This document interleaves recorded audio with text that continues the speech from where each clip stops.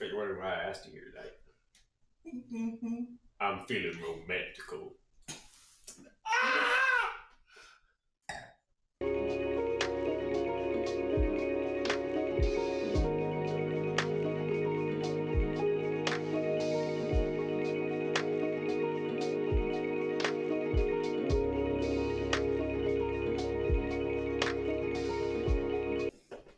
Three, two, one.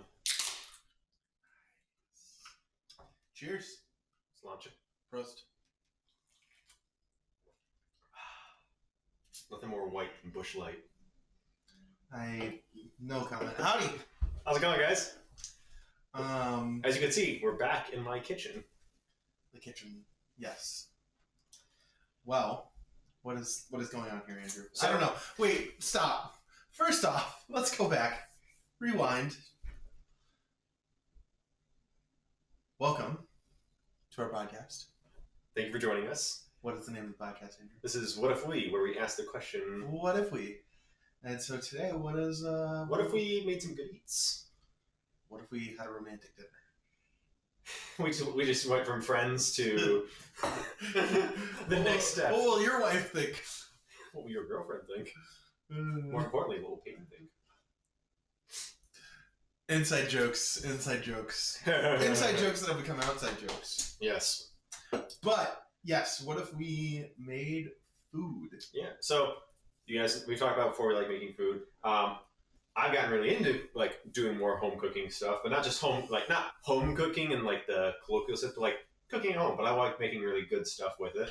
I've got some cool things that I think you all will enjoy learning about. Josh is also a fantastic chef. So between the two of us, we want to, you got to make that special dinner, because it's post Valentine's Day, but that's never a reason to not make something nice for your significant other. Or just do yourself. It's just good to cook. Yeah. So, we got a couple things we're going to make today. We'll kind of explain them as we go. Andrew's got about 4 pounds of garlic in front of him. I've got about a little over a pound of garlic here, but I do have about 3 pounds of butter. About 2 pounds of butter here. I'll probably use about 2/3 of it. We've got potatoes and cheese and We've got some fabulous steaks from the local butcher shop. I'm I'm gonna make a salad. Yep, I'm gonna making a salad. Make a little kind of gremolata thing to go with it. So a lot going on. So we'll kind of take you step by step, and then we'll cut in between. We'll do some discussions. But we'll also have a nice meal and discuss what we like about cooking. So why don't we go ahead and get started then? Sounds like a plan. Cool. So here I just took all the garlic that I had. I peeled, like I said, about a pound. Got a big thing of it from Costco, which is kind of nice. All I'm going to do is I'm basically going to fill this up so we have enough water to just cover the garlic. And we're going to we're making garlic confit. Confit is anything that's cooked in its own fat, but garlic doesn't have any. So we just cook it with butter. This is one of the best hacks I've ever found out about. You basically just take it, simmer it in water till it starts breaking. So once the water starts simmering, you're just a ton of butter to it. The water cooks down the garlic itself, and then from there, from there, the butter, the milk solids actually break down. So you literally just have butter, fat, and roasted garlic, mash it together. It's instant garlic toast. And so you're wanting to keep it at what temperature right now? I just want to get it to start to simmer. Okay. Just so the water can start break. As soon as the water hits a solid simmer, I'll add the butter to it too and let that melt into it. But I want to give the garlic a good head start before the butter melts. So the idea is that the garlic will break down, and once the garlic breaks down, the butter will have finally melted fully, and then the milk solids will cook out. So it'll literally just be butter, fat, garlic. I smash it. Great. So how long does that have to simmer then? It kind of depends on the amount you're doing. For something like this, my guess is it'll be about 20, maybe 30 minutes. And so you said you put a pound of garlic in there. How much garlic confit will that make? That will make, in theory, 1 full jar, maybe 2. And so when you say a pound of garlic, about how many cloves would you say? I think it was like 6 cloves, like not cloves, 6 heads of garlic. Like 6. And you want whole cloves? Yeah. So looking up before it gets too hot. So like the way you want whole cloves, you want to get all the skin off of it as much as you can. I can see a few pieces in here. It's not the end of the world, but like you want whole cloves with it, and you want to use the bigger pieces of garlic. The smaller ones are a little bit more pungent. So what do you use garlic confit for? What can't you use it for? This is my new secret weapon that I use for everything. We're gonna use it on the salad later. If you want like instant garlic toast, just smear it on there. Flavoring your potatoes with it is great. I've cooked steaks with it. Like literally anything that you want to have a garlic and butter flavor, you can do this. Because like doing roasted garlic is a pain. It makes your whole house smell because it's like it smells like garlic, but then it also kind of smells burned a little bit. And it's a process you got to be very careful. This is like And how long does this take? 30 minutes. Great. That's usually how long it takes. Basically, I put it on medium heat for right now, just so it gets to a simmer, and then I'll just chuck a bunch of butter in. My guess is I'll use like 6 sticks for this. Okay. That's about what I use for it. So that's kind of That's the garlic confit. That's going to take the longest of the things we've got going today. Yeah. So we'll shift over to something else, but we'll kind of keep you updated as the process goes with that. Great. All right. I'm next on. Let's switch over to Josh for steaks. We'll do potatoes. Potatoes and then steaks. Yes. So classically, potatoes boil in water. So we've got a big stock pot here. You know, and I've got some baby taters. Baby taters. This is, you know, you can go and buy. Yes, you can go and buy, you know, baby potatoes in a bag. So we're gonna eat this. I'm not seasoning them because we're boiling them first. And so what we're doing today is we are going to take the potatoes, boil them, put them into a pot with water, vinegar, boil them. Yep. We don't want them to get completely cooked because then what we're going to do is we're going to take them out, put them on that baking sheet you just saw, the cookie sheet, smash them with like a potato smasher so they're like little potato discs. And we'll show you what that looks like when we get there. Smash them, put a little bit of olive oil and some Parmesan, maybe some like salt, whatever seasoning you kind of feeling.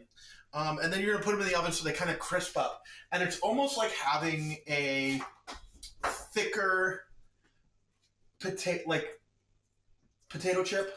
I don't even call it potato chip. Like it's like a potato puck is really good. I call it a smashed potato. Yeah, like. So we're gonna get this started. Not a whole lot to see here. Yep. You always start potatoes off in cold water because you want to make sure that they cook all the way through. That helps them cook evenly. And then cooking with a little bit of vinegar, it keeps the pectins from breaking down, so they don't just like completely fall apart when we take them out and smash it. Because we want them smashed, we don't want them like mashed potatoes. So that's another little secret thing there. And it doesn't take much. It takes maybe like 2 tablespoons. I would even for this maybe even just a tablespoon. A little splash in here. Yep. Yeah, and it doesn't make them taste sour or anything like that. No. Obviously, we're going to strain them. And so we're gonna boil these. Put a lid on it. Kind of crack it a little bit. Yep, just so it can vent. Yep. You know, some people will say, "Oh, you got to put the whole lid on there to increase the cooking time." Yes, that does. But the bigger thing is like, I don't want to put the whole lid on there because number one, that could also cause its own issues. Yeah. And you know, you've only filled it up to about here, so I wouldn't be like typically concerned. But like, yeah, it's just good practice. And so what we're gonna do now. You want to season steaks? Yeah. So if you wanna, let's cut it here. We're gonna season the steaks.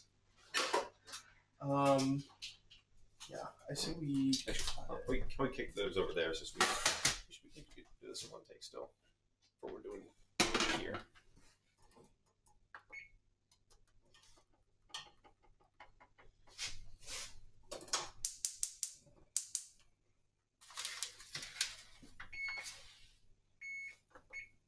Please hold for technical difficulties. Don't worry, I know how to work my own oven. I was gonna say, can we put in like a title card that says like, "Please hold for technical difficulties"? Please hold. Andrew is difficult at basic tasks. So, how we are seasoning the steaks today, because Andrew doesn't like pepper. Well, I would never pre-season a steak with pepper. If you want to post-season, you can. Pepper burns. Salt is a rock. Rocks don't burn. We're just seasoning it with a little bit of kosher salt. And by a little bit, I mean you want the whole steak covered. Yeah, like when people hear salt, like they think sodium, and they get scared. Like the sodium that you're thinking is like a processed food. It's not. Yeah, I mean, sodium is good for you. Yeah, you need sodium for your heart to function well. Salt is like this is kosher salt. So one thing that's literally like pulling moisture out of the meat and then bringing it back in, seasons it. But like this isn't like the sodium that they're putting in like your processed food. That's like additional stuff. And salt doesn't make things taste salty. It makes them taste more like themselves. Yes, well, because what it's doing is, like you said, it pulls out the moisture. It allows it to, you know, kind of draw moisture out of itself, and then it'll just sit on top. So when you season your food like this, like steaks, you really are supposed to season them about 10 to 15 minutes before you start cooking them. Yeah, 10 minutes. As early as 10 minutes, you'll see results. You don't go too much. I would say no more than 2 hours in advance, typically. Yeah, and all you're doing is trying to just get a light coating. So we've got kosher salt on there. We also have MSG. Stands for Makes Stuff Good. Monosodium glutamate, for those of you. I don't know if that even saw it on there, but MSG. Yeah. So Andrew, how did you get started cooking with MSG? A combination of my wife, Uncle Roger on YouTube, and the guys from Pepperbox. Because when I was first learning how to cook, Alton Brown was like, "You gotta be careful with MSG." That was back when they had a bunch of studies like, "Oh, MSG is bad for you," and then they came out and was like, "Nope, people were just like eating too much Chinese food, like which is like they're just eating a lot of unhealthy Chinese food, so they blamed it on MSG." So what is MSG? MSG is like the long and short of it. It is. It says monosodium glutamate, and it comes from. There's a couple of ways you can harvest it, but most people it's from like not seaweed. It was like an algae that they take this off of it. It's very weird how they found it. They found it like the 50s or 60s, but all it does is it just your taste buds. It opens them up and allows them to taste more of the food that you're tasting. So like the Japanese, like they have umami as like their fifth flavor, and that comes like MSG, like glutamates are what that's like red meat, heirloom tomatoes, anchovies, so anything that's fermented typically will have like a strong umami flavor, and that's because they have glutamates in them. So monosodium, it's literally they've isolated the glutamates and they put it into a powder form. We bought these steaks from a local butcher shop Today. Literally today. Went to the state store. Said, "Give me 2 of those." Yep. What, $20? Yeah. $24? I should know I paid for that. I think it was like 22. But salt, MSG, we're going to cook them in the oven. Yep. Set at 250. We're up to what, about 130? We were pulling about 120. 120. Because 125 is medium rare, and you want to count for about 5 degrees of carryover. So 120, pull them out, quick sear on each side, and then they'll be good to go. So we're going to let this sit here for a little bit still. I'm going to get the probe ready for them. Yep. So we've got a leave-in. Hurt a bit. We've got a leave-in probe. Should be fine. So yeah, and you could already kind of see. Yeah, we're starting to get some steam on there. You're starting to get some steam off of that and starting to bubble. So It's about good. Even on the steaks, you're already seeing some of the moisture being drawn out, and it's only been on there a little bit. So how much butter are you adding, Andrew? I'm going to start with 4 sticks. I've unwrapped 6, which I probably shouldn't have done. So I'm going to start with 4 sticks of butter, just so that it can do its thing. And I'll just kind of gauge it. That's the one thing that I've learned with cooking. We'll probably talk about more of this later. I've gotten really good at especially with vegetation. It's an agricultural product. It's never the same. So I have to my guideline is 4, but it could be as many as 6 sticks for this amount. It just kind of depends. Yeah. So great. So we've got potatoes going. Those are looking good. Yep. That's on high. We got that's going. That's gonna, like I said. So that'll take a couple minutes for the butter to melt, and then once cook it for 30 minutes or so. 30 minutes. Basically, once the garlic is soft and you can see it's changed in color, like it's got that golden roasted garlic color, then I just take it off the heat, hit it with a potato masher or a spoon, whatever you want. Let it cool. I'm gonna put it in a mason jar. So most of cooking is a waiting game sometimes. Yep. Right. So we're gonna wait for these steaks probably another 5-10 minutes. Potatoes will probably be done by the time we're ready to put the steaks in. Yep, they'll be done with this portion at least. And so we're kind of at a waiting game now. So we're gonna cut here for a brief second to future us. So hopefully they can gain some wisdom from past us. Exactly. But all right, we'll be back soon. Hi everyone, it's Andrew here. I'm recording this while I edit at 8:45 the night before this is going to go live. I know in the episode we said that we were going to do something where we would cut back between us and the future us and past us. I don't have the editing skills to do that yet. I'm also on a time crunch because who knew that taking additional classes on top of having a full-time job can cause a bit of a time management difficulty. So this one's 100% on me, and we're just going to go through the episode as normal. So it'll just be chronological-ish. There will be time jumps in between, so you're not having to sit around with us waiting for things to boil and such. But for the most part, it's just going to be chronological, and then you'll get to see the completed meal at the end. I hope you enjoy. All right, and we're back. So we are Cool. yeah. So, update from last time. Potatoes are still going. We'll check on those again in a minute. I did end up using 6 sticks of the butter, so you can kind of see it right there. So it's foaming up nicely, which those are the milk solids that are starting to cook down. Garlic is still it's not cooked through yet, but It's not starting soft, to. yeah. But that's going to take some time, especially because we just had cold butter too. Time. Speaking of time, Speaking of time, so I'm gonna make it's kind of like a gremolata. Basically, we're just gonna take a bunch of herbs. so what is a gremolata? Gremolata- Where does this come from? What's the history? If I remember correctly, which I could be totally wrong, I'm gonna insult other people. It's Italian in nature. It's basically just like it's a dressing made from herbs and flavored liquids. So, again, I don't have like a recipe for it. So like I use whatever herbs they have at the supermarket. So for here, I got rosemary, I got tarragon and thyme. All of which are Italian seasonings. Yep, they're all You Italian. might throw things like parsley in there or something Yep. like that even. I'm not a huge parsley guy, so that's why I don't really put it in there. But parsley be totally fine and normal. The rosemary, you want to make sure you do chop that up a little bit more fine than the rest. Probably should have done like separated, but it's not that big a deal. How much herbs are you just going for? We're gonna make it all, and this will keep. Yeah. Will this keep? This will keep for a couple weeks usually. Okay. Um, What do you use it on typically? So my big thing is salads. Like this is like this is ready to be made into a dressing. You can throw this on anything that's super fatty. So like if we wanted to, we could finish our steak with just a little bit of this on top, just to kind of because it's gonna be high in acid. Because again, like I said, I don't really use recipes. I just think palate wise, like okay, what's our palate need? We need salty. We're gonna get that from a little bit of Worcestershire sauce and some kosher salt. That's also going to add umami to it. We need sour, rice wine vinegar. We need some sweet from the honey. Herbs are going to provide bitterness and freshness. Yeah. Some lemon juice or lime You juice. definitely have more of those skills where it's like you can just pick something, throw it together. I follow a recipe. I'm a big recipe guy. Yeah. And the recipes are great. Like I'm not trying to like knock recipes. Like I have like I have a bunch of recipe books. But you're always tweaking something. I'm always tweaking something or You're like always tweaking. But like what it comes down to it is a lot of times is I don't have a lot of it, or like Miriam and I, we used to be like full on recipe people, and then like we were like when money was tight, we'd be like we make this recipe and we're like this is an ingredient we're gonna use one time. It's gonna cost us $15. So we would go like to the supermarket and be like, all right, what do we have? Like what's on sale this week? And we go from and we like all right, what do we have in the house already, and we just kind of go from there. So that's kind of where I kind of had to develop that skill. But also, like, recipes are great to start. Like, you learn, like, okay, this is what tastes good. Yeah. Why does this taste good? So that's why I experiment. I like to make a lot of things from scratch as well, so a recipe's great for that, Yep. right? Like, I like making pasta but from scratch and stuff like that. Like, if you're not, you don't really need to, like, Mhm. have a recipe for making noodles. Yeah. Like, not everything needs a recipe. Like, none of this stuff requires a recipe necessarily. MSG.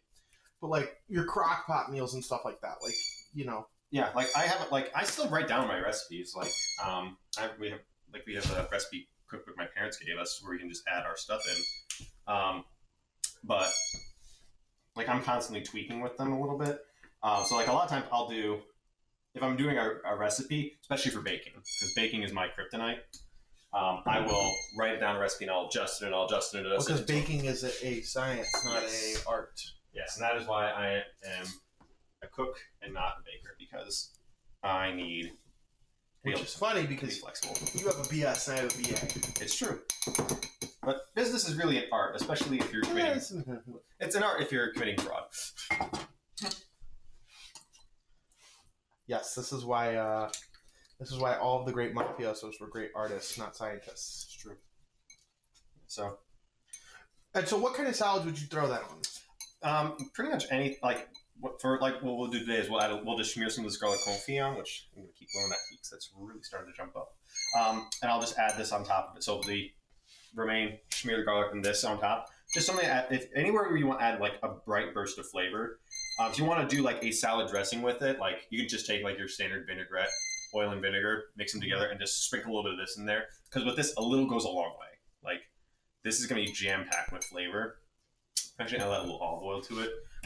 You don't, strictly speaking, have to add olive oil. I like it because I think it pulls out some... What about that olive oil? So that's our flavored olive oil. I don't want to bring that specific flavor to the party. That's our garlicky tomato olive oil. This is great for a dressing, like if you're doing a salad Where'd dressing. you get it from? We got this from Frankenmuth, right? Yeah, this one was Frankenmuth. I've got another one. I've got in here. I've got garlic butter olive oil that we got from Horrocks. Could be a sponsor, but not yet. Not yet. Yeah, so I had a little bit of olive oil because one, this is going to be pretty much like an Italian theme because Grandma is Italian. But there's some oil soluble flavors in there that I'm trying to pull out too. So yeah, that's gonna be nice. That's nice and wet. I mean, the longer that sits, the better it's gonna be. I'm gonna put a lid on it though, so it doesn't oxidize too much. So you can even see the garlic here. Not yet changing that color, but most of the milk solubles are gone. Yep. And like even if we push it up again, like if we take some of the garlic and we push it against it, I can feel it start to break down. So that's mean we're doing well. So literally all the water is boiling out of this. That's what's taking so long, and that's cooking the milk sauce, cooking the garlic, and then it's gonna get nice and like roasty toasty flavor. Our oven's preheated. So we're gonna throw those steaks in now. Yep. For as long as it takes for them to get up to temp. So we've got the temperature set for 120. Yep. If you don't have a probe thermometer, you 5 minutes. I would say probably 10. 5 minutes instant read. Yeah. Yep. Got the oven set to 250. Yep. Doing low and slow. Yep. We're doing a reverse sear with it. So the idea around a reverse sear is we're bringing the internal temperature to where we want it to be. We'll take it out, let it rest, rocket hot sear. That way we have a nice like pink crust. Well, first we're gonna get pink throughout the whole thing. We're not gonna have like a really small pink center and like a hard sear. We're getting kind of best of both worlds with it. Yeah. Because some people do like you were talking about doing sear oven, which is you're gonna get a better sear that way. But I find that you like the middle of the meat, especially with a thinner and crust. see, I've cooked steaks on a smoker before where I do hot sear because I've got a fire going. Mm-hmm. Hot sear, smoker. Yeah. Yeah, there's 1,001 ways, just 1,000 ways to get it. I mean, you could sous vide the steaks, which was another thing. Yep. You don't know. I have that option. Yeah. Maybe for another time. Maybe for another time. That's more. We're trying to focus on things that people who don't have a lot of. You literally could do this all in your kitchen and make a really good meal. Yeah, and that again, the thing we're trying to focus on is technique here. Like this doesn't matter. Like it's what do you have on hand? Okay, I've got some fresh herbs. I've got a couple like basics with me. Great. Run it. Yep.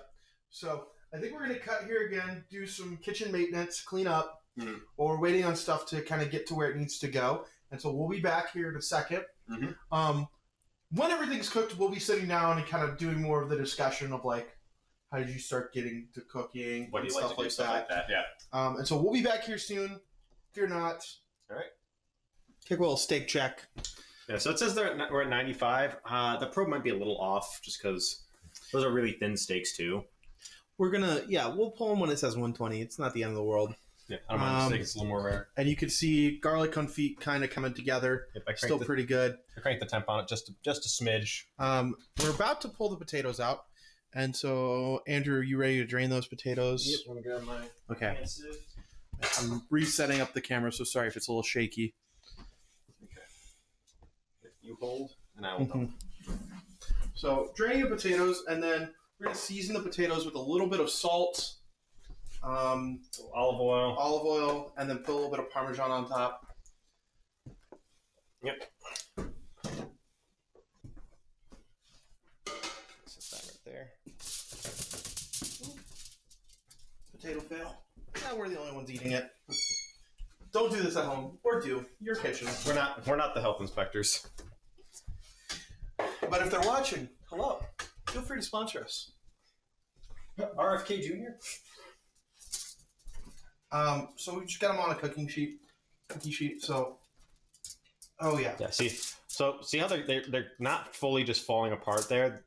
They're kind of staying together a little bit. I'm wondering if a fork would be better almost. You want to do you want a spoon maybe? Spoon. Yeah, let me get you a big spoon. Here, big old wooden spoon. That would be perfect. Yeah, we only keep 2 out. We got a bunch of them from our wedding. So we're like, well, you can never run out of wooden spoons. I can hold the pan, but it's not hot. So It's not going to be perfect pucks, but the idea is that, each one of those is 1 or 2 bites. give or take.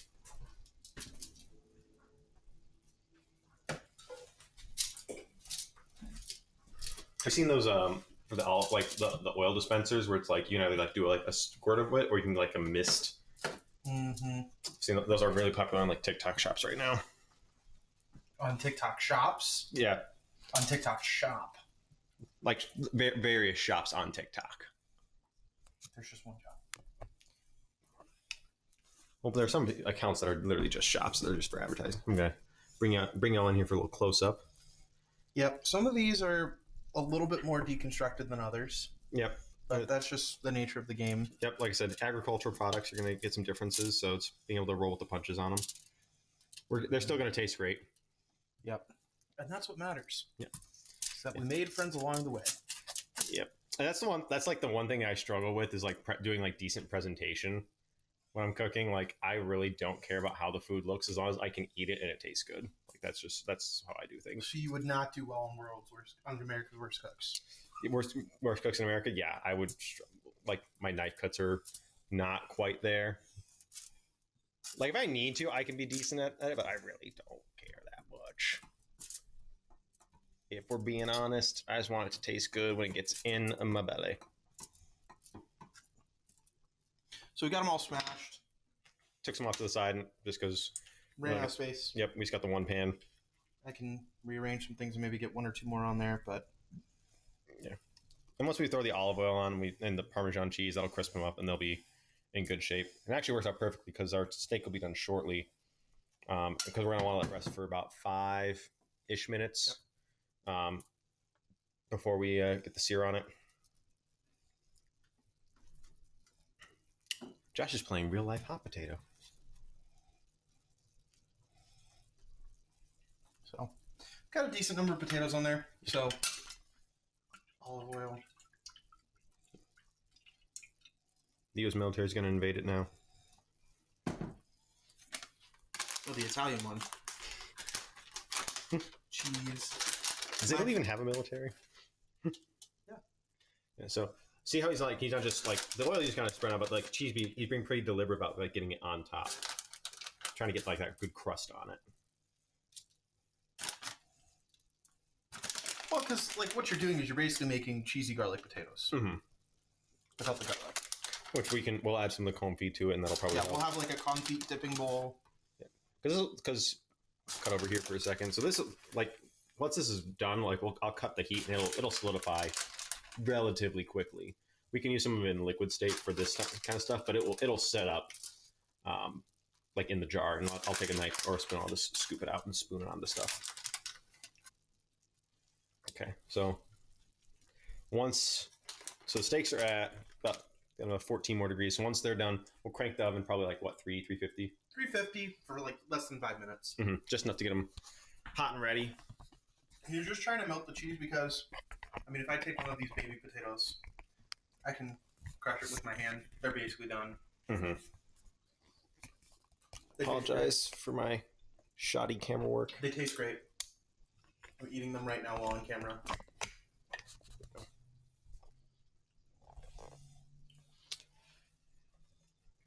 There you go. Yeah, I mean that's kind of that's what we're. This is most of the meal. Like the only other thing is like And the we salad. started cooking at 2:30. Yeah, so this is a little bit more prep than other things. Like if you like again the garlic, like we started early because of the garlic specifically, and anytime you do potatoes, they take a little bit of time, so you want to give them time for it. But overall, this is like. Should we get a pan going to sear the steaks on? We'll probably put the pan on right at once we pull the steaks out because it only take about 5 minutes for it to get hot, like nice and hot. We're using the garlic confit to cook the steaks on? No, we use beef tallow for that. Yeah, because garlic confit it is still butter. Butter doesn't have that high of a smoke point, but beef tallow. Liquid gold. So Beef tallow. yeah, $5 for this tub. Like I bought this in January, and I've used maybe a third of it. I sear all my steaks in this now. Anytime I'm doing any kind of high searing, like high heat sear, because it can hold up to it, but also it adds more flavor. Gotcha.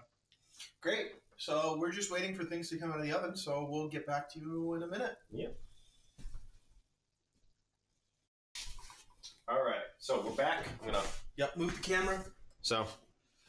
Oh no. Oven mitts over here. Gotta get that. Please hold for technical difficulties. It's not really technical. It's more just equipment malfunction / readiness. Oh, that's exactly what we want to see. So we're gonna actually pop this off again, so you can once you pull it out. So that's exactly what you want to see. Like almost like it doesn't have a sear on it, but it does have like good color on the outside. You can still see the salt, which I think is an important thing. Kind of let you know you're doing it right. And so we're gonna let that rest for about 5 minutes. And then sear. Yep, we're gonna leave the probe in because we don't want to mess around with. We don't want anything popping out. Do you want to do cast iron, or you just want to do stainless steel? Speaking of which, do you want to hold this while I do the confit? Yep. So the garlic confit is ready. So you can kind of see it almost looks like melty milk soup. It's literally just melted butter on top. And what I'm doing here is like all that's just mashed garlic now. So I'm mashing that up. I probably could have gone with less butter with it, but I don't mind because the garlic's going to permeate that whole thing. So I'm just mashing this so it's broken up and it'll disperse evenly into the butter. Because the idea is this is going to solidify. I'll just keep this in the mason jar and it'll be good to go. For today, for like cooking, we can use it in its liquid state. But what I'll do normally is I'll just take, just like butter out of a jar, just smear it onto whatever. So that should be nice and well pureed. So I'm actually going to take this off. So yeah, we're going to let the steaks rest. Oh,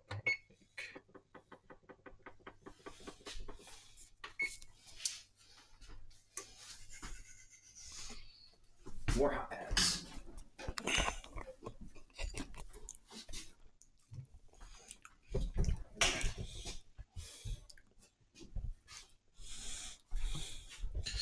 So you can also see with the steaks. I mean, they've still got a little give to them, right? Mm-hmm. Which is what you want. The fat has already started to render down. And so as we cook them and we get them up to the heat that we want. We'll just these right now. Yep. Oh, you want to put some like canola oil in there? Do like a good sear on it. Mm-hmm. Or we were going to do beef tallow. Oh yeah, beef tallow. Yeah, so olive oil has very low smoke points. I don't do a lot of high searing with it. At the very least, not by itself. No. That's why I only put a little bit. Yeah. The beef tallow is literally just regular beef fat. I'll put probably 2 or 3 good scoops of this in there. Yeah, so it's solid at cold and room temperature, but it'll melt very quickly. That has a very high smoke point. It actually adds a lot of flavor, from what I found. So do you just leave it all the way on high? I'll start it at like 5 just to kind of let it all melt and get ready, and then once the steaks are rested, I'll crank it. Mm-hmm. But you can kind of go however you want. Nice. We're using a smaller like stainless steel pan. If we were just using cast iron, crank that because it's going to take a long time for it to heat up. Yeah, you can already see the oil starting to dissolve. Yeah, I'll do that. Oven's preheated. Some potatoes take about 5 minutes. Once the steaks are done, I'll grab the pan and I'll show you how to make the salad. But again, the salad, zen simple. You cannot mess up this salad.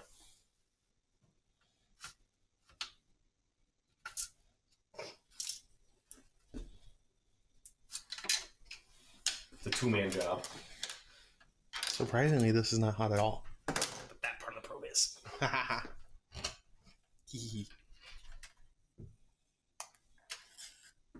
I don't know if we're still recording or not, but Andrew just burned himself. We are recording, don't worry. I like making sure the whole internet can see me in pain. Well, you're going to cut this, right? Probably. Right. Right. This is kind of a fun departure from our standard. Like, I do like that we're doing more stuff, but I generally just enjoy cooking and cooking with someone. I enjoy cooking with you too, buddy. Pair of kings. All right, we're gonna go ahead and Give him another minute. I mean, they're starting to cool off already. They were showing 117 on the probe. Here's how I test. That's ready. That's ready to go. All right, big strong man. All you. Get them both in there. Be both. They're not gonna fit. I cooked bigger steaks, 2 bigger steaks in there.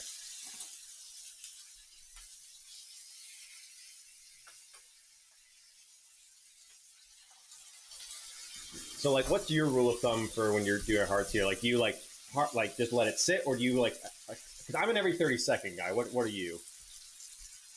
I'm at 20 seconds in my head. Because some people swear by, you don't touch the steak, you do not touch this until it's got that sear, and then you flip it and you do not touch it until it's got that other sear. Yeah, but how do you know what the sear is on the other side? Unless you flip it. Well, I also think you have more even sear when you're flipping it. Because you're not... I do. I'm trying to remember. I heard this recently on a cooking YouTube channel I watch. They're like every 30 seconds flip. Yeah, that's what I've seen most of the time. And I don't want to get too close, so I don't want to get oil on camera. You can see, like, that left steak, which is on there longer, already has a bit... Like, it's starting to get that sear. I'll probably have one more flip on that side. Yeah. Yeah, typically you do about 4 flips total, or each side gets flipped on twice. Mm-hmm. And if we wanted to, we could add some butter in here. You could some add herbs, butter, baste it. If you wanted to do salt, you could have done salt for the high heat sear. Yep. Because, yes, it would have burned or pepper. Yeah. It would have burned some of the pepper, but it would have made it a nicer crust, too. Yeah, it is kind of like I don't do it like when I'm reverse searing. I don't do pepper at the very beginning, at the very least. But I'm not a big pepper guy in general. That's just my flaw. Everyone's got one when it comes to cooking.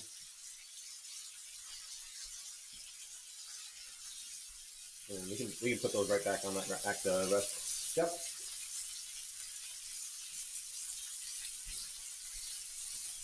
And those potatoes, I'm gonna pop y'all off here so you can get a quick peek at them. Cheese is just starting to melt. If we were like super concerned about it, we would add a second cheese for melting purposes, and we would have popped the broiler on it. But this we should be fine. Oh, now we're getting a good crust there. Yeah, you can see the fat starting to burn. They're brown. Pretty fork tender. Yeah. Yeah, pretty straightforward. Yeah, not super hard, not super difficult. Yeah, everything, like, everyone freaks out about, like, when it comes to cooking, like, I gotta get this exactly, like, it really is not rocket science, by and large. It is mostly just, I don't even probe them. We already got them to the done. I just want to do it for the camera's sake. Okay. You can see here. Yeah, 130. 130, so those are pushing medium at that point. Yep, I'm just going to pull them. Yeah, I think we got a good sear on them. So we want to let them rest for about, if Josh doesn't drop my steak. Oh, that'll be mine. Of course, you picked the bigger one. No comment. You want to let them rest for about 5 minutes. The juices can redistribute. You just put a lot of hurt on those steaks. So you want to let them reduce. Now, if we were being fancy and like really wanted to, we could make a pan sauce out of this. I would deglaze it with a little bit of bourbon, probably. Wine, whatever you're feeling. I do beef broth a lot of times, or chicken broth. It's just whatever you want to do with it. I don't think these steaks are going to need it, though. And we have so many other things we're doing today. Yep. Sauce making will be another show. We'll need some sauces. Actually, I'm going to pour just a little bit of drippings on mine, because... We can figure out whose steak it is, put it on both. Okay.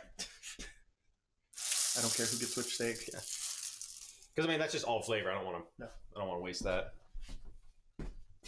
Yeah, and even something like this is great for like a steak sandwich, right? Take it off, cut it, steak sandwich. Yeah, like we have New York strips, so like you could do it. Like I'd probably if I had like a sirloin, like a little small, like not quite as expensive cut of meat. I'd probably do it. Go get me one of those romaine heads.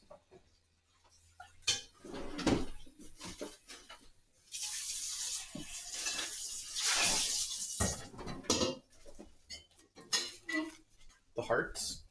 Yeah. They're not heads, they're romaine hearts. Yeah. And he pulled the heart out of the romaine. Let's bring it back in a second. So what are you doing to make this salad? This is the easiest salad I've ever done in my entire life. So Readjust the camera. all I'm going to do here, I'm going to take that, take my kniffy. I'm going to just look through the root, find out kind of where the middle is. I put a little notch in it, and then I'm just going to cut right through the middle here. You just want to keep this intact as possible. And then I cut off just a little bit of like the really leafy parts at the top. And one, I don't think the flavor is that great at this point. And two, it won't fit the pan otherwise. Because this is... So what pan are you using? So I'm going to use... I just use this stainless steel pan that I have down here because it's the biggest one that I have. Back just a touch. Just because this is the widest one that I have. And are you using... So for this, I'm going to use this garlicky tomato olive oil. Like I said, I normally use it for like a dressing, but for this, I just want to impart the flavor. So it does not take much. It takes literally just that little drop of it. I'm going to put that on like medium-high heat. And I just want it to get fragrant. And all we're going to do, we're going to take these, and we're just going to drop them in, rub it in the oil, and just start to cook the cut side. That's all we're doing with it.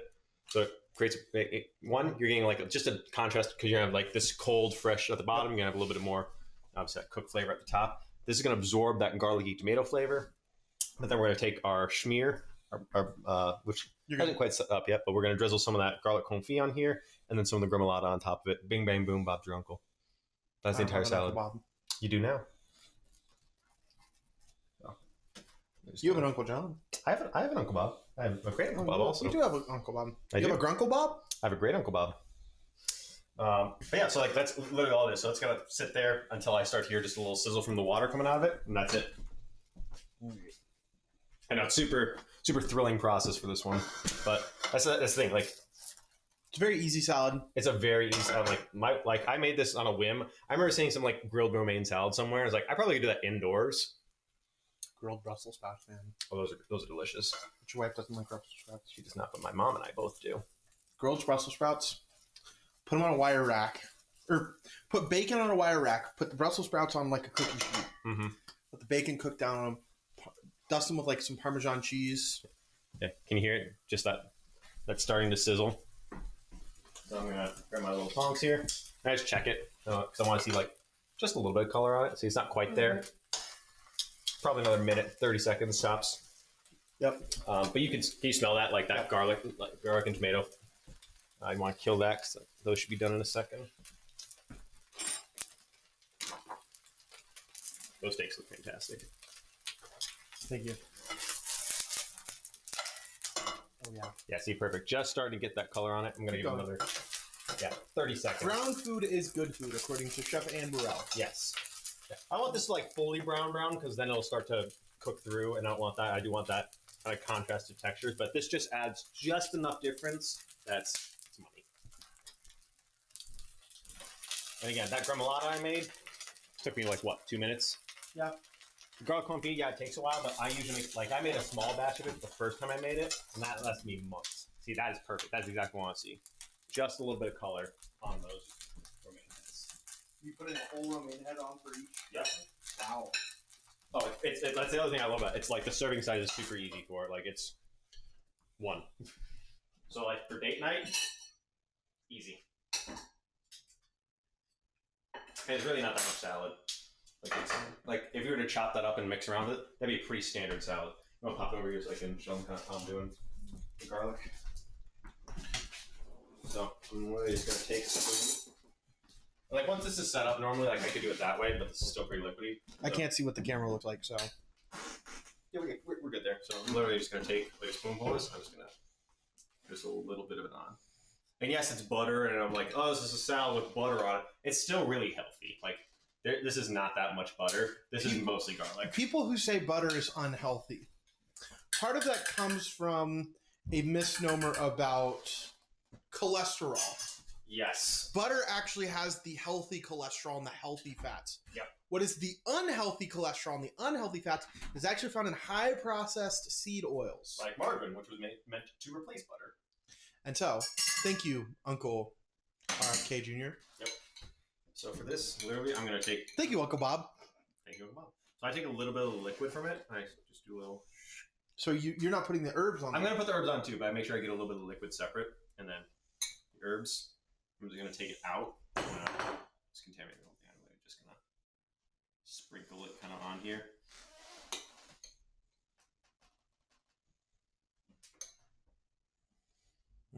It does not, you do not need a lot between the liquid and the actual herbs themselves. That is a whole salad dressing right there. Yeah. And with that, steaks are ready. You want to grab potatoes? Yep, we'll grab potatoes, and we will be back to enjoy dinner together. Yeah, we're going to plate up, and we're going to enjoy dinner. And we are back. So, Third time, or sixth time. some of the super amount of time. First, let's say grace. Our Son, Holy Spirit. Bless us, O Lord, in these thy gifts, which we are about to receive from thy bounty through Christ our Lord. Amen. May the souls of the faithful depart through the mercy of God. Rest in peace. God bless the cooks. Yes. So we are Catholic, so we do pray before our foods. If you haven't guessed that, in your episode 13, I think it's being probably. Something like that. So, this looks great. Mm-hmm. Do you want to do first bites first? Yeah, let's do salad first. Okay, salad first. We just. Where do you start on your salad? Do you start at the end? I start at the green. That way it kind of stays together until we get to the root. And for this one, I usually don't eat the root. I think I just cover some at that point. Okay. So I got a nice big helping of that gremolata. Okay. Well, it's super simple, and it literally the longer like you let it sit there, it just kind of the flavor permeates through it. I like how the salad gets broken down a little bit, gets some flavor. Got the butter, the gremolata. I'm usually not a big romaine guy, but that was pretty good. I just like romaine because it's like romaine hearts because they're, like I said, it's an easy serving. Yeah. All right. You want to do potatoes or steak? Let's do steak. That looks like a pretty darn good medium to me on my end. Got the crust, got the salt. It's extra beefy from the beef towel and the MSG. Yeah. Darn good steak. Pretty good steak. Alright, let's give them taters a try. As if we weren't just eating them off screen.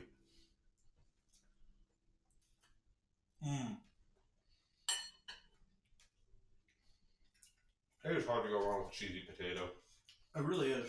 I bet you though, do we have some of that garlic confit? Oh yeah. Get your own spoon.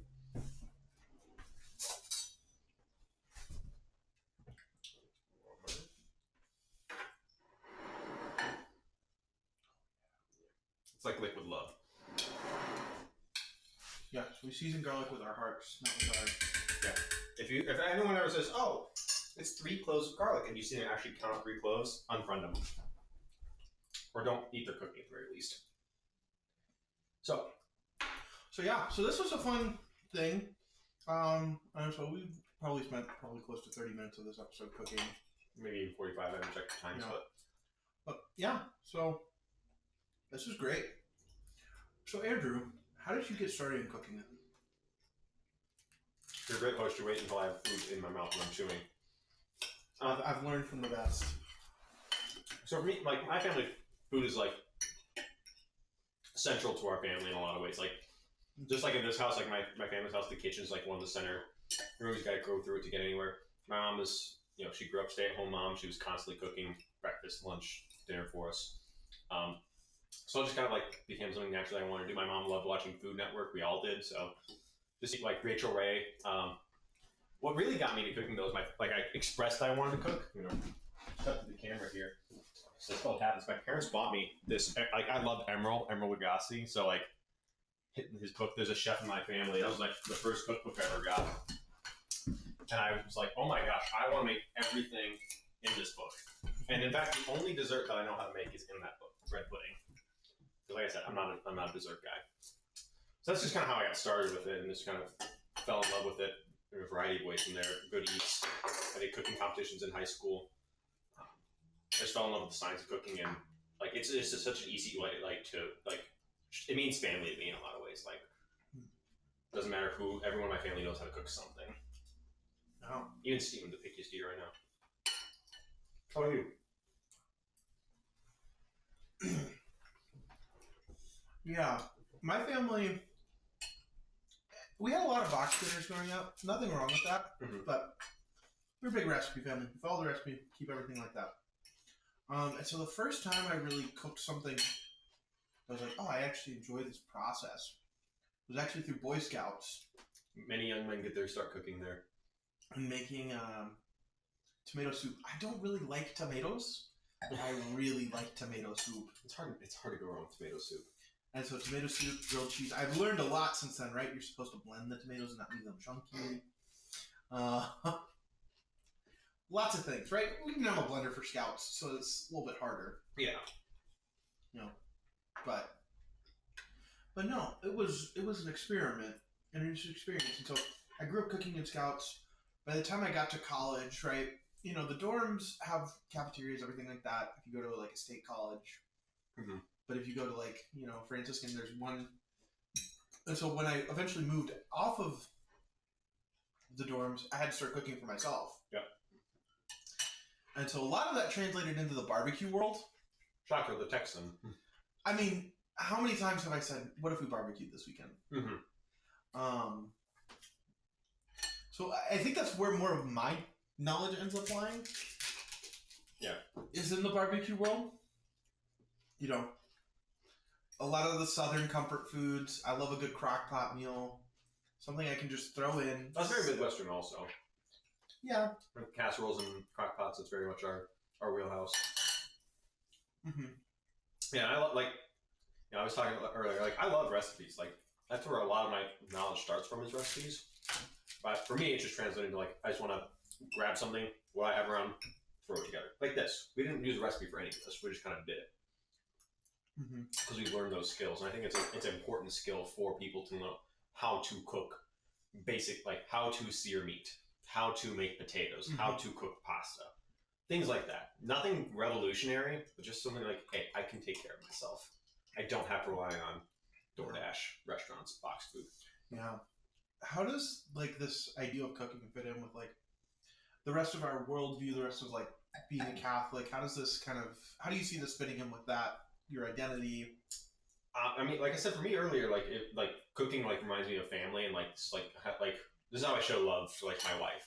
Like when she's a very good cook, but a lot of the time she doesn't want to, which is understandable. No one likes cooking.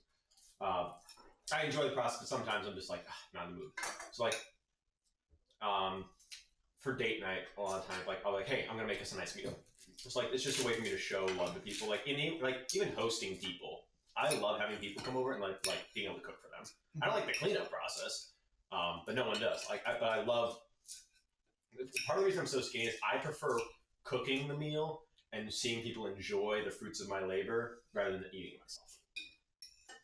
So that's kind of how it is for me. Like it's just how I show love to people in one capacity or another. It's sharing recipes, making food for them, whatever that looks like. Yeah, I feel like with cooking, and you start to read scripture, and you start to like understand a little bit about the worldview. A lot of Christ's parables revolve around food. We have a lot of the stories. Bread and wine, MS. A lot of the stories from scripture revolve around food. We literally get together for like a communal meal, right? It's more than a communal meal, but that's like a good way of framing it. And so it's just this element of like food has this power to bring people together. And so cooking food, especially like, right, you have to imagine, why did we come up with this idea of fire? Well, I didn't cook my food. I would die of a parasite. Yep. And you also like, you can extract more nutrients out of a cooked piece of meat than a raw piece of meat. Just like, there's like biological, but also just like it evolved into, this is a communal thing. And now there's such thing as too many chefs in the kitchen. But even then, like, what are like every major holiday in America? 4th of July, Independence Day, burgers, brats, hot dogs. Thanksgiving, it's raw on the meal. Christmas, or at least for us, it starts off with a big family dinner with, you know, prime rib and stuff. It's always like, food is like what brings us together. in the context of everything else. You know, anytime I'm trying to schedule a meeting with someone or like an event, it's if you feed them, they will come. Mm-hmm.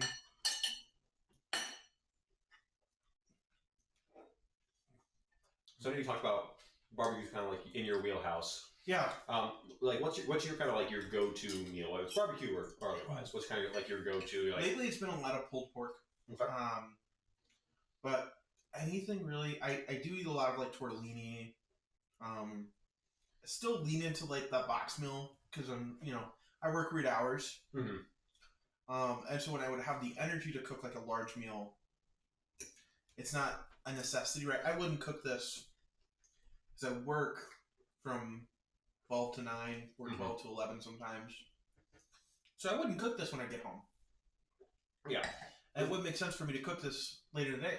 So a lot of what I end up doing is cooking food that then can be prepped for later. I would say like my favorite meal, if I could have it every day, would probably be something akin to this. A good. I mean, I enjoy a good steak and eggs. Big believer in a hot breakfast. Do like a hot breakfast. So hot breakfast is essential.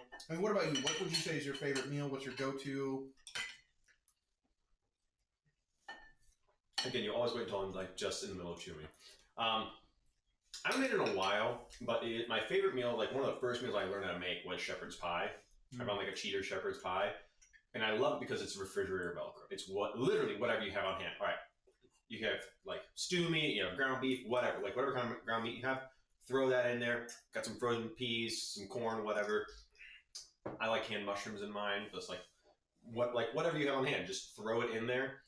Like my main one that I make is it's ground beef, some mushrooms in there, some peas, whatever another vegetable on hand. I make mashed pepper carrots to go on top of it, and mashed cheesy potatoes on it. Throw in the oven. It's delicious, and it's super easy. Like it's literally just refrigerator Velcro, but it tastes delicious, and you can have it for days because it makes just better with each day. It's better with each day, and it makes so much. But the work on it is so little.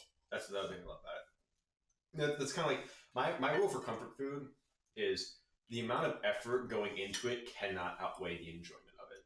Like I can make a great comfort meal, but if it's a pain in the neck to make, not worth it. Yeah. Yeah. What would you say has been the biggest challenge you've had as far as like in cooking? I was in a cooking competition in high school, and we had dull knives in high school, like all the time. So for the competition that they gave us brand new knives, freshly sharpened out of the box, and we had to make an airline chicken breast, which is something I've never done before either. That's where you kind of like leave that first joint on. And I go right through, almost cut my finger off. I still have the scar to this day. And I'm just standing like, can I get a Band-Aid? Can I get anything? It took 15 minutes to finally get in. It just threw me off for the rest of the competition. I still came in 6th, so like I almost placed because there's about like 35 people. And I was the youngest one there by about 3 years. But like that was a huge challenge. I was like, I don't like when I'm under pressure to learning something on the fly. And again, I feel like I'm bleeding out. Like I'm fading fast. I'm getting a little woozy over here. But like that was a big challenge for me, just trying to like just step up and like, all right, you have to roll with the punches on this because that was really hard. Yeah. I would say for me, it's been something akin to, it's hard to say because, I mean, especially with barbecue, every time you're trying to figure out what's the next incrementation of going up. Sourdough. I tried to make sourdough over the summer and tried to make my own sourdough starter. Not a good idea. At least I don't know what it was. I mean, there are people who do, like my mother-in-law is crazy about her sourdough starter. She uses it for everything. But at that point, you got biology and like baking. Yeah, it was a whole. You need a whole degree to do it sometimes. Well, it was just we couldn't figure out why it had proofed so quickly.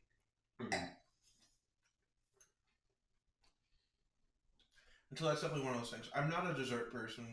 I'm not either. And so, but I like homemade bread. So homemade bread is delicious. And I'll clarify, I'm not good at making desserts. I can eat dessert pretty well. I'm a little picky when it comes to my dessert. I don't have the biggest sweet tooth, but I have been blessed with having a wife who is the cheesecake queen. Neither one of us like cheesecake. But if basically, like, once you learn how to do cheesecake, you can do most desserts. So that's like 16 different disciplines all in one. So she makes like tarts for me. She'll make it's like she makes things that's got like a blueberry. It's like a berry and plum compote kind of thing, and then she has like a crumble on top with like oats and sugar and stuff. It is she got it from Worst Cooks, and Bro made it. It is still my favorite dessert that she makes. The same thing that Amber Ale makes every time. Yep, some variation of it, but it's delicious. So clearly it works. So, well, this was great. Yeah, I mean we're perfect time. We're coming down to the end of our meal. So thank you all for joining us for the meal. Before we go, how have you been going deeper lately? It's a great question. Would you like me to answer? I plead the fifth. For me, I have been getting really into military history. I'm getting into my middle-aged dad era, but it's something that I've missed is the enjoyment of learning. Like even when I'm taking seminary classes, I'm not learning a whole lot. Like I'm not like some of them I'm learning. Nothing super revolutionary though. It's very intro level theology stuff. So like I'm watching Pepper Box and a lot of the Fat Electrician specifically, and he makes learning entertaining too. Just like taking the time to like learn a subject, really sink into it, especially with history. He does such a good job of like making it relatable and enjoyable to the point where like I was working on a musical with some of the kids downstairs, and they were just asking me what I've been up to, and they asked me what my favorite movie was. I said Miracle, for sports movies at least, and they were like, oh, that's kind of cool, but hockey's kind of boring. So I went on to explain to them. I was like, all right, let me learn you a thing about the Broad Street Bullies and the real Miracle on Ice. And they were captivated. I got a bunch of sophomore high schoolers to sit and listen to a lecture outside of school for 10 minutes. And they loved it. And I was like, I kind of want to learn more. So it's like, I've just been absorbing as much of it as I can. That's kind of, that's for me at least. For me,